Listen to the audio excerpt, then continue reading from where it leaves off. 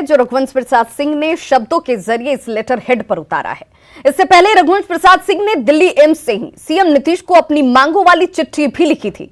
इस चिट्ठी में मनरेगा कानून में जल्द से जल्द अध्यादेश लाने की मांग थी। चिट्ठी में लिखा गया था कि माननीय मुख्यमंत्री जी, मनरेगा कानून में सरकारी और SC/ST की जमीन में काम होगा पर प्रबंध है उस खंड में आम किसानों की जमीन भी काम हो पर भी काम किया जाएगा, जोड़ दिया जाएगा। इस आशय का अध्यादेश तुरंत लागू कर आने वाले आचार संहिता से बचा जाए। इससे किसानों को मजदूर गारंटी और मजदूरी सब्सिडी गड़बड़ी पकड़ में आएगी और सरकार पर से खर्च का बोझ भी घटेगा। जैसे मुखिया से मजदूर काम मांगता है और किसान मुखिया से मजदूर मांगेंगे। किसानों की जमीन के रकबा के आधार पर मजदूरों की संख्या को लिमिट रखा जाए। मजदूरी में आधी सरकार और आधी मजदूरी किसान भी दें। ये काम छूट गया था, इसे करा दें तो आपकी बड़ी कृपा होगी।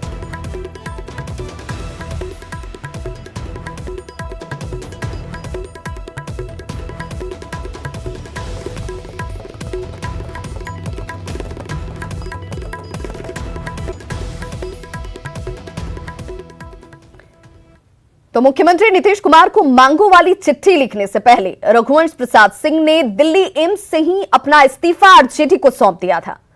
30 शब्दों के अपने इस्तीफे में रघुवंश प्रसाद सिंह ने लिखा था, जननायक कर्पूरी ठाकुर के निधन के बाद 32 वर्षों तक आपके पीछे खड़ा रहा, लेकिन अब नहीं। पार्टी नेता, कार्यकर्ता और आम जन ने बड़ा स्नेह दिया, मुझे क्षमा करें।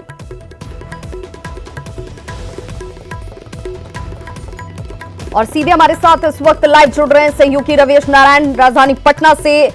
रवि, अगर इस के मजनून को समझा जाए, इस लेटर हेड पर लिखे शब्द से लेकर इस्तीफे की चिट्ठी का देखा जाए और अब लालू प्रसाद के इस कोशिश को भी देखा जाए कि वो चाहते कि रघुवंश प्रसाद घर में ही बने रहें, इन तमाम कवायदों के बीच एक बात तो जाहिर है कि रघुवंश की वापसी अब एक बार फिर से राजद में मुमकिन नहीं है, क्योंकि वो दर्द उन्होंने सोच समझकर ही सार्वजनिक किया है और दवा की उम्मीद नीतीश कुमार से कर रहे हैं।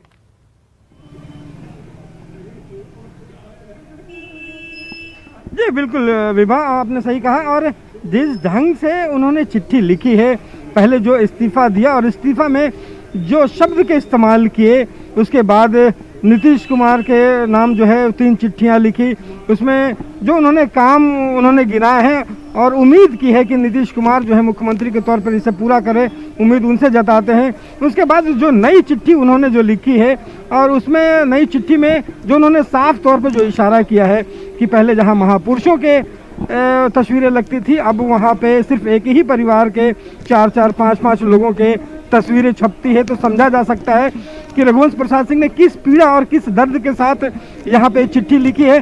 कह सकते हैं कि आरजेडी से लगभग नाता टूट गया है। लालू प्रसाद यादव चिट्ठी लिखकर मनाने की कोशिश कर रहे हैं, लेकिन ये बेहतर होता है कि ये नौबत ही नहीं आती। आज आखिर ऐसा क्यों हुआ कि लालू प्रसाद चिट्ठी लिख करके मनाने की कोशिश कर रहे हैं, जब वो नाराजगी थी रामा सिंह को पार्टी में लाने की बात थी, वैसे समय पर पार्टी, तेजस्वी यादव, तमाम जो लोग हैं वो मनाने से नहीं रह पाए।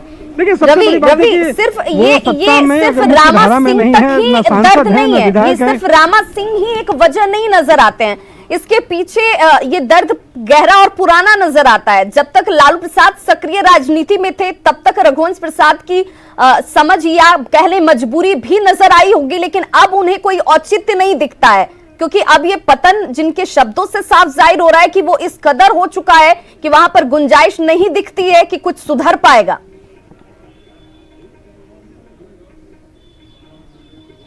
जी बिल्कुल। और देखिए, रामा सिंह जो है वो तत्कालिक कारण भले ही हो सकता है, लेकिन जो उन्होंने लगातार चिट्ठियां लिखी हैं और जो अपनी भावनाएं व्यक्त की है, निश्चित रूप से सिर्फ रामा सिंह की बात नहीं है, पिछले कई सालों का जो दर्द है वो है। और पार्टियों में देखिए, लगातार जब यहाँ पे लोकसभा में जब बिल पारित हो रहा था स्वर्ण 10% आरक्षण की बात, मुझे याद है कि सबसे पहली बार जो है रघुवंश प्रसाद ने विरोध किया था आरजेडी के उस काम का, जो वहाँ पे विरोध किया गया था सदन में आरजेडी के द्वारा। उस समय भी रघुवंश प्रसाद ने खुल करके कहा था कि पार्टी ये गलत कर रही है, विरोध नहीं करना चाहिए।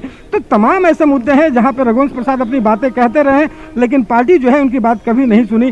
तो तमाम चीज़ों को जो दर्द है, उनकी जो परेशानियां हैं, वो समेट करके अब बाहर आ रही हैं। अब उन्हें लगता है कि ये पार्टी में जाना जो है वो नामुमकिन है। रवि क्या ये माने कि तेजस्वी ये सोचकर, ये समझकर बैठे हुए थे कि रघुवंश प्रसाद सिंह कभी लालू प्रसाद का साथ नहीं छोड़ेंगे, आरजेडी के अलावा वो किसी और पार्टी में नहीं जाएंगे, या उन्हें ये लग रहा था कि वो चले भी जाते हैं तो कोई फर्क पार्टी को नहीं पड़ने वाला, इससे कोई डैमेज नहीं होगा पार्टी को?